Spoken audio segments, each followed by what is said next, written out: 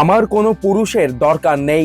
বলিউডের জনপ্রিয় অভিনেত্রী মালাইকা আরোরা সম্প্রতি এক সাক্ষাৎকারে স্পষ্টভাবে জানিয়েছেন তিনি এখন কোনো পুরুষের উপর নির্ভর করছেন না।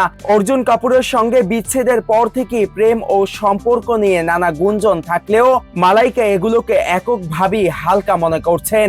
সাম্প্রতিক সময়ে হর্ষ মেহতা এবং স্প্লিটস ভিলা খ্যাত সৌরভ বেদীর সঙ্গে তার নাম জড়িয়ে নানা জল্পনা ছড়ালেও মালাইকা তা নিয়ে হাসাহাসি করেন।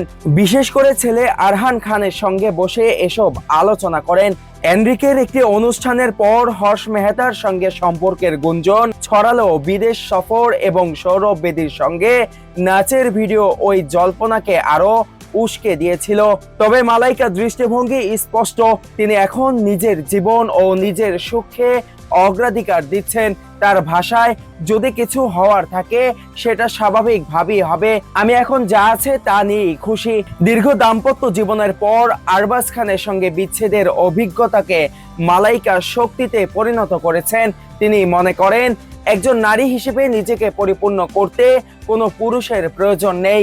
মালাইকার মতে নিজেকে ভালো রাখা এবং নিজের মতো করে বাছাই এখন তার সবচেয়ে বড় অগ্রাধিকার।